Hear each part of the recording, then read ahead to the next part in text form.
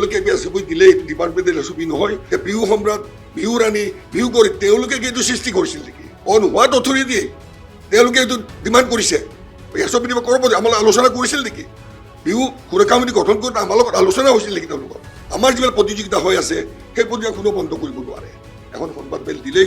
সমস্যা সমাধান হ'ব কেতিয়াও নোৱাৰে বিহু সম্ৰাজ্ঞী বিহু ৰাণী বিহু কুঁৱৰী এই শব্দসমূহ বিহুৰ পৰা আঁতৰিব লাগে বুলি ইতিমধ্যেই বিহু সুৰক্ষা মঞ্চই আজি এখন সংবাদমেল আয়োজন কৰিলে তাত এইবোৰ বিষয় যিহেতু উত্থাপন কৰিলে এই সন্দৰ্ভত আমি জানিবৰ বাবে লতাশিল বিহু সন্মিলনৰ বিষয়ববীয়া সৈতে আমি উপস্থিত আছোঁ বৰ্তমান কৈলাশ শৰ্মা ডাঙৰীয়া মোৰ ওচৰত আছে গতিকে তেখেতৰ সৈতে মই অকণমান কথা পাতিবলৈ চেষ্টা কৰিম যিহেতু লতাশিল বিহু সন্মিলনে পূৰ্বৰ পৰাই তেওঁলোকে বিহু ৰাণী বিহু সম্ৰাজ্ঞী এই উপাধিসমূহ দি আহিছে আৰু বৰ্তমান তেওঁলোকে এই যিটো সংবাদমেলৰ পিছত তেওঁলোকে প্ৰতিক্ৰিয়া কি কৰিব তেওঁলোকে এই বিহু সম্ৰাজ্ঞী তেওঁলোকৰ যিটো নাম সেই নামসমূহ ৰাখিবনে নাই সেই সন্দৰ্ভত অকণমান জানিবলৈ চেষ্টা কৰিম কি ক'ব পোনপ্ৰথমে মই যিহেতু বিহুৰ বতৰ আহি আছে ফাগুন মাহ চলি আছে আমি এটা কথাই কওঁ যে যিহেতু অসমৰ জাতীয় আমাৰ যিটো উৎসৱ বাপতি আহোম ৰঙালী বিহু আহি আছে আৰু ৰঙালী বিহু বুলি ক'লে আমাৰ আমাৰ চিকাৰ খাই উঠে তাহানি আহোম স্বৰ্গদেউসকলৰ দিনত ৰাজকীয় বিহু হৈছিল পৰৱৰ্তী কালত আমাৰ চহা অঞ্চলবিলাকত বেটিয়ন নদীৰ জেগাত মাটিৰ ঢাপ বনাই বিহু উদযাপন কৰা হৈছিল আৰু পৰৱৰ্তী কালত ভাৰতৰ স্বাধীনতা হোৱাৰ 5 বছৰ পাছতেই অসম তথা সেই সময়ৰ উত্তৰ পূৰ্বাঞ্চল অবিভক্ত বৰ অসমৰ বিভিন্ন পৰ্যায়ৰ বিভিন্ন ব্যক্তিসকলে বিশিষ্ট ব্যক্তিসকলে যাক বাদ দি অসমীয়া জাতি গঠন প্ৰক্ৰিয়া সম্পূৰ্ণ হ'বই নোৱাৰে কোনোবা স্বাধীনতা সংগ্ৰামী আছিলে কোনোবা স্পৰ্টছমেন আছিলে কোনোবা সাংস্কৃতিক শিল্পী আছিলে কোনোবা সমাজকৰ্মী আছিল বিশিষ্ট ব্যক্তিসকল লগ হৈ সিংহপুৰ ৰাধা গোবিন্দ বৰুৱা ডাক্তৰ লোকবন্ধু ডাক্তৰ ভুৱনেশ্বৰ বৰুৱাৰ নেতৃত্বত উজান বজাৰ ঐতিহ্যমণ্ডিত য'ত জয়মতী চিনেমা অহা 20 তাৰিখ আহি আছে প্ৰথম প্ৰদৰ্শনী হৈ প্ৰথম চিনেমা হ'ল তাৰ 51 চনত মিটিং হৈছিল আৰু সেই প্ৰস্তাৱ লৈছিলে যে অসমৰ জাতীয় সত্তাৰ লগত জড়িত জাতি জনগোষ্ঠীৰ সম্পূৰ্ণ সংস্কৃতিক এখন মঞ্চত আনি অঞ্চলৰ চহৰীয়া অৱস্থাত আমি যদি প্ৰদৰ্শন কৰি বিশ্ব দৰবাৰলৈ বিহুখন গুচি যাব পাৰিব আৰু শিল্পীসকলৰ যি অখ্যাত হৈ আছিল তেওঁলোকে নিজৰ অন্তত স্বাৱলম্বী হোৱাৰ পাছত লগে লগে জাতি সত্তাৰ কাৰণে যিটো সাংস্কৃতিক যিটো আন্দোলন এই সমগ্ৰ বিশ্বলৈ বিয়াবাই লৈ যাব পাৰিব এইটো উদ্দেশ্য লতাশিলত আৰম্ভ হৈছিল 1952 চনত সমগ্ৰ বিশ্বৰে প্ৰথমখন চহৰীয়া মহানগৰীয়া মঞ্চ বিহু আৰু এই মঞ্চ বিহুৰ নেতৃত্বত সিংহপুৰ ৰাধা গোবিন্দ বৰুৱা সাহিত্যাচাৰ্য অতুল চন্দ্ৰ হাজৰিকা নাট্যাচাৰ্য প্ৰবীণ ফুকন সিংহপুৰ আমাৰ লোকবন্ধু ডাক্তৰ ভুৱনেশ্বৰ বৰুৱা নাট্যকাৰ বোলছবিহৰ ক্ষীৰকান্ত বিষয়া বিশিষ্ট সংগঠক প্ৰবোধ চন্দ্ৰ দাস গুৱাহাটীৰ পৰা ধীৰেণ বৰুৱা আদি বিভিন্ন নীপ বৰুৱা পুৰুষোত্তম দাস সকলোৰে নেতৃত্বত সেই বিহুখন আৰম্ভ হৈছিল আৰু সেই বিহুৰ লগে লগে এটা নতুনত্ব আহিছিল আৰু 71 চনলৈকে বিহুৰ বিভিন্ন জনগোষ্ঠীয় নৃত্য আজিও আমাৰ লতাশিলৰ বিহুত আজি 72 বছৰ হ'ব অহা বছৰ আমি 75 ইয়াৰ্ছত আহি আছোঁ আৰু এই বিহুৰ অসমীয়া জাতীয় জনগোষ্ঠী ৰামপুৰত ধুলীয়া চাৰ্কাছৰ পৰা আৰু মঘাই ওজাই যি স্বীকৃতি পাইছিল সেই লতাশিলৰ প্ৰথম 52 চনত আমাৰ জন্মই হোৱা নাই মঘাই ওজাই বিহুত আহি ঢোল বাদন কৰি তেওঁক ভাৰত চৰকাৰে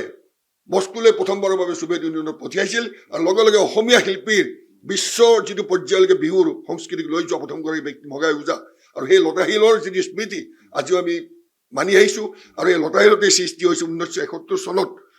যেতিয়া লণ্ডনৰ পৰা শুভ বৰুৱা নগৰী আহিছিল তাত মিছ ৱৰ্ল্ড কম্পিটিশ্যন হৈছিল মস্কোত তেওঁ দেখা পাই ভাবিলে বিহু তেনেকুৱা কিবা এটা কৰিব পৰা নাযায় নেকি যেনে আধুনিক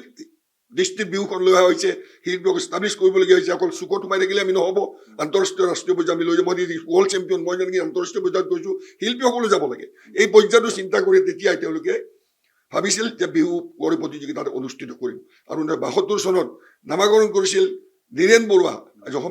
অসমীয়া চিনেমা এগৰাকী মানে জনমধন্য বিশিষ্ট শিল্পী আৰু বিহু সমিতিয়ে সেই প্ৰস্তাৱটো আদৰি লৈ 72 চনত প্ৰথম বিহু কুঁৱৰী প্ৰতিযোগিতা আৰম্ভ হৈছিল আৰু 71 চনত আনঅফিচিয়েল যিটো বিহু প্ৰতিযোগিতা হোৱা নাছিল তাৰ মাজৰ পৰা জয়া শইকীয়াক নিৰ্বাচিত কৰা হৈছিল বিহু কুঁৱৰী হিচাপে কিন্তু ৰূপৰেখা বৰাক 1972 চনত আনুষ্ঠানিক বিহু কুঁৱৰী প্ৰতিযোগিতা প্ৰথম নগাঁৱৰ তেওঁ স্বীকৃতি পাইছিল আৰু ঠিক 82 চনত বিহু ৰাণী প্ৰতিযোগিতা হৈছিল ক্ৰমান্বয়ে উন্নত পৰ্যায়লৈ গৈ বিহু সম্ৰাজ্ঞী প্ৰতিযোগিতা হৈছিল আৰু আজি আপোনালোক আনন্দিত হ'ব যে বিহু কুঁৱৰী বিহু ৰাণী বিহু সম্ৰাজ্ঞীসকল ইতিমধ্যে অসমীয়া চলচ্চিত্ৰ বুলিয়ে নহয় হিন্দী চিনেমা পৰ্যন্ত আজি বলিউডতো ইষ্টাব্লিছ জয়া চিলৰ দৰে আজি শিল্পী আছে আজি পূৰবী গগৈৰ দৰে শিল্পী আছে আজি জয়া শইকীয়াৰ দৰে শিল্পী আছে আজি বিভিন্ন শিল্পীয়ে অসমীয়া চিনেমাৰ লগে লগে অসমীয়া সংস্কৃতিক বৰঘৰত লৈ গৈ আজি বিহু কৰ্মশালা পৰ্যন্ত পাতিছিলে। এইটো অন্তত বিহুৰ এটা PhDৰ দৰে এটা সন্মান পোৱা হৈছিল বিহু সম্ৰাজ্ঞী পোৱাৰ পিছত। আজি বিভিন্ন যিবিলাক বিহু কৰ্মশালা হয়, বিহু সম্ৰাজ্ঞী বিহু কৰি বিহু ৰাণীসকলে পৰিচালনা কৰি বৰ বিহুৱতীসকলে পৰিচালনা কৰি আছে। গতিকে মই এটা কথা কওঁ যে বিহু সুৰক্ষা সমিতি, আমি তেওঁলোকক দোষ দিব নাযাওঁ, তেওঁলোকৰ কাম তেওঁলোক কৰি গৈ থাকিব। কিন্তু মই এটা কথা ক'ব বিচাৰো যে তেওঁলোকে কি মচিব পাৰিব নেকি সিংহ বৰুৱা, ৰাধা গোবিন্দ বৰুৱা, সাহিত্যাচাৰ্য চন্দ্ৰ হাজৰিকা, লোকমন্ত্ৰী ডক্টৰ ভূমেশ্বৰ বৰুৱা, নাট্যাচাৰ্য প্ৰবীণ ফুকন, গুৱাহাটী প্ৰাণ ধীৰেন বৰুৱা, ক্ষীৰোদকান্ত বিষয়া আদিৰ দৰে বিশিষ্ট ব্যক্তিগত যি অৱদান, য'ত আমি আজিও জড়িত হৈ আছো, তেওঁলোকে মচিব পাৰিব নেকি? যে যেনেকে মহাত্মা গান্ধী, আজি যদি আমাৰ চৰ্দাৰ বল্লভভাই পেটেল, নেতাজী সুভাষ চন্দ্ৰ বোস, আমি যদি কওঁ ভাৰতৰত্ন গোপীনাথ বৰদলৈ, ডক্টৰ ভূপেন হাজৰিকাৰ দৰে ভাৰতৰত্ন, তেওঁলোকক নাম কি মচি দিব পাৰিব নেকি? গতিকে মই এটা কথাই কওঁ যে যেনেকে প্ৰাচীন পৰ্যায়ৰ পৰা আধুনিক জগতত আমি আহিছো, যেনেকে আজি আমি এটা ধুতি পাঞ্জাবী পিন্ধিছিলো, আজি আমি লং পেণ্ট চাৰ্ট পিন্ধিছো, সেইবুলি এইটো নহয়। সাংস্কৃতিক পথাৰত আমি সাংস্কৃতিক হেৰিটো মানি চলিবই লাগিব, কিন্তু আধুনিকটো আমি ল'ব লাগিব। গতিকে এইটো তেওঁলোকে ছবি দিলে এইটো ডিপাৰ্টমেণ্টেল ছবি নহয়। আৰু 2 নম্বৰ, এতিয়া লতা শিলে হওক বা অন্যান্য বিহু সন্মিলনী যিবিলাক আছে, অসমৰ বিভিন্ন সাৰ্বজনীন বিহু সন্মিলনী যিবিলাক আছে, আমি এটা কথাই ক'ব বিচাৰো যে কিছুমান পইণ্ট আমি আমাৰ কাৰণে ঠিক আমি এইটো আমিয়ে কোৱা কথা যে ৰাতি 12 বজালৈকে বিহু চলিব লাগে। চৰকাৰলৈ আমি এইটো বস্তু আলোচনা কৰিছো। ঠিক নাই, চৰকাৰৰ পৰা আৰ্থিক সাহায্যও চৰকাৰে কৰিছে, আমি চৰকাৰৰ মুখ্যমন্ত্ৰীক ধন্যবাদো জ্ঞাপন কৰিছো। কিন্তু একে সময়তে আমি তেওঁলোকে যিটো কৈছে যে বিহু সম্ৰাট, বিহু ৰাণী, বিহু কৰি, তেওঁলোকে কি এইটো সৃষ্টি কৰিছিল নেকি? অন হোৱাট অথৰিটি তেওঁলোকে এইটো ডিমাণ্ড কৰিছে? এছপি দিব কৰিব, আমাৰ আলোচনা কৰিছিল নেকি? বিহু সুৰক্ষা সমিতি গঠন কৰোঁতে আমাৰ লগত আলোচনা হৈছিল নেকি? তেওঁলোকৰ আমাৰ লগত আলোচনা হোৱা নাই। তেওঁলোকৰ জন্ম কিমান দিন হ'ল জন্ম হোৱা সুৰক্ষা সমিতি? গতিকে মই অনুৰোধ কৰিছো, কনফ্লিক্টত যাব নালাগে। এটা জাতিয়ে আন্তঃৰাষ্ট্ৰীয় পৰ্যায়ত আজি স্পৰ্টছত লাভলীনা বৰগোহাঁইৰ বক্সিং ৱৰ্ল্ড চেম্পিয়ন আমি সৃষ্টি কৰিব পাৰিছো। মই নিজেও stand lifting world champion masters category আমি খেলি আছো। তেওঁলোকে সৃষ্টি কৰক, আমাৰ হাতেৰে 1000 প্লেয়াৰ উলিয়াইছো। আমি 1000 সাংস্কৃতিক শিল্পী পৰ্যন্ত আমাৰ লতাশিলৰ পৰা সৃষ্টি হৈছে, অসমৰ বিভিন্ন মঞ্চবিহুৰ পৰা সৃষ্টি হৈছে। গতিকে তেওঁলোকে ছবি দিয়াৰ অধিকাৰ পোৱাটো কেনেকে পালে, কাক লৈ পালে, কেনেকে পালে, এইটো এটা বিশ্বাস্য বিষয়। আৰু 2 নম্বৰ, আমাৰ যিবিলাক প্ৰতিযোগিতা হৈ আছে সেই প্ৰতিযোগিতা কোনো বন্ধ কৰিব নোৱাৰে, আৰু এইটো আইনগতভাৱে প্ৰতিযোগিতা চলি আছে, আমাৰ চলি থাকিব। আৰু অন্যান্য বিহু তুলি এইবিলাক চলাব। তেওঁলোক বৰ বিহুৱতী হওক বা হুঁচৰি প্ৰতিযোগিতা বা বিহু ঢোল প্ৰতিযোগিতা, এইবোৰ চলি থাকিব। কোনো শক্তিয়ে অসমৰ জাতীয় উৎসৱ বিহুৰ মঞ্চৰ পৰা, মই মঞ্চ বিহুৰ বাটকটীয়া, অন্তত চহৰীয়া মহানগৰৰ মঞ্চ বিহুৰ বাটকটীয়া লতাশিলৰ গুৱাহাটী বিহু সন্মিলনী ঐতিহ্যমতী গুৱাহাটী বিহু সন্মিলনী ক'ব বিচাৰো যে বিহু সুৰক্ষা সমিতিয়ে যিটো ছবি দিছে সেইটো আমাৰ লগত কোনো, আমাৰ লগত জড়িতও নহয় তেওঁলোক, আমি তেওঁলোকৰ মেম্বাৰো নহয়। গতিকে এটা কথা আমি কওঁ যে গুৱাহাটী বিহু সন্মিলনীৰ আমি যিটো আমাৰ কৰ্তব্য আমি কৰি গৈ থাকিম। আমাৰ যিসকলে জাতিৰ জনকসকলে আমাক যিটো দি থৈ গ'ল সেইটো আমি কৰি গৈ থাকিম। আৰু আজিও আমি ৰামপুৰ দুলীয়া চাৰ্কাছে হওক, আজি উজনি অসমৰ বিভিন্ন জেং বিহুৱে হওক, আজি মিৰি মিচিং আমাৰ যিসকল বিভিন্ন ব্যক্তি আছে, উজনি অসমৰ যিসকল আমাৰ কাকপথাৰৰ বিহুৱে হওক, যোৰহাটৰ হওক, শিৱসাগৰৰ বিহু দুলীয়াত বা সকল আজিও আমাৰ মাজত আহি আছে। আৰু আগৰ দিনতো আমি অসমীয়া শিল্পী বা গায়ক বা যিসকল নতুন নতুন শিল্পী আহি আছে আমি তেওঁলোকক আদৰণি জনাম। আৰু তেওঁলোকে বিহুৰ যিটো প্ৰতিযোগিতা সেইটো সম্পূৰ্ণভাৱে আমি চলাই থাকিম। তেওঁলোকে কৈছে যে ৰজাৰ দিন নাই এতিয়া, সেইটো কাৰণে তেওঁলোকে উঠাই দিব লাগে বুলি কৈছে। এইটো ৰজানীত বিহু নহয় এইখন। আমি প্ৰথমেই কৈছো আহোম স্বৰ্গদেউসকলৰ ৰাজকীয় বিহু। তেওঁলোকে কি স্বৰ্গদেউক অপমান কৰিব গৈছে নেকি? অসমীয়া জাতিৰ, মই নিজে কামৰূপীয়া মানুহ, আহোম স্বৰ্গদেউ চাউলুং চুকাফাৰ নেতৃত্বত অসম জন্ম হৈছিল, আৰু সেইকাৰণে আমি অসমীয়া হিচাপে কামৰূপীয়াসকল জইন কৰিছিলো। এইকাৰণে আমি যোগদান কৰিছো অসমীয়া হিচাপে। চাউলুং চুকাফাৰ নেতৃত্বত আহোম স্বৰ্গদেউসকলে যিটো বৰ অসমৰ ধাৰণা কৰি উত্তৰ পূৰ্বাঞ্চলৰ দুৰ্দৰ্শ জাতি হত্যাক একত্ৰিত কৰি এটা সাংস্কৃতিক দোলেৰে বান্ধি ৰাখিছিল, এটা সুন্দৰ শাসন প্ৰক্ৰিয়াৰে বান্ধি ৰাখিছিল, যাৰ পৰা মহাবলী লাচিত বৰফুকনৰ সৃষ্টি হৈছিল। আজি সেই আহোম স্বৰ্গদেউৰ সৃষ্টি কৰা ৰাজকীয় বিহুক তেওঁলোকে অপমান কৰিব অধিকাৰ ক'ৰ পৰা পালে? আজি সেই ৰাজকীয় বিহু আমিও এইটো বিচাৰো, শিৱসাগৰ ৰংঘৰত ৰাজকীয় বিহু চলিব লাগে। আৰু আজি গণতান্ত্ৰিক দেশত আমি যিসকল স্বাধীনতা সংগ্ৰামী অন্যান্য সকল আছো, আমি লতাশিলৰ দৰে বিভিন্ন মঞ্চত বিভিন্ন পৰ্যায়ৰ বিহু যি চলি আছে চলি থাকিব, আৰু চলি থাকিব বুলি আমি কৈছো। আৰু ইয়াক কোনো শক্তিয়ে বন্ধ কৰি ৰাখিব নোৱাৰিব। তেওঁলোকে কিন্তু আৰু এটা কথা কৈছে যে যিসকল মহিলাসকলে পুৰুষৰ সাজ পিন্ধি তেওঁলোকে বিহু হুঁচৰি কৰিছে, সেইটো অনৈতিক বুলি কৈছে। সেইটো কথাটো আপুনি মানে না পুৰুষৰ সাজৰ লগত মই ক'বলৈ নাযাওঁ, কিন্তু আজি ভাৰতবৰ্ষ আৰু আহি আগৰ মান্ধাতা যুগত বৰ্তমান নাই। আজি ভাৰতবৰ্ষ বিশ্ব গুৰু হ'বলৈ আগবাঢ়ি গৈ আছে। সেই সময়ত মহিলা 33% ৰিজাৰ্ভেশ্যন দিছে। মইতো কওঁ 50% ৰিজাৰ্ভেশ্যন দিব লাগে, 50% ৰিজাৰ্ভেশ্যন দিব লাগে। কাৰণ মহিলা মাতৃৰ জৰিয়তে আমি পৃথিৱীত জন্ম পাইছো। আজি যদি মাতৃ আমি গৰ্ভত ধাৰণ নকৰিলে আমি কি আহিব পাৰিলোহেঁতেন নেকি? গতিকে মাতৃসকলক অপমান কৰাৰ অধিকাৰ আমাৰ কাৰো নাই গতিকে তেওঁলোকৰ দেশৰ ক্ষেত্ৰত কি পিন্ধে কি নিপিন্ধে আমি জানো যে যিটো বিহুৰ কাৰণে দৰকাৰী পোচাক